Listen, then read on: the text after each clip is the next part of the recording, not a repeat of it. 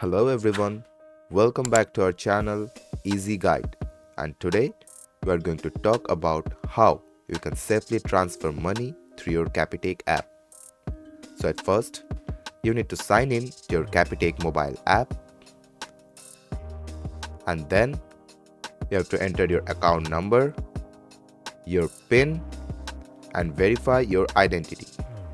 After completing the total procedure, you can add beneficiary to whom you want to send the money, or simply you can enter their bank account details to send them money.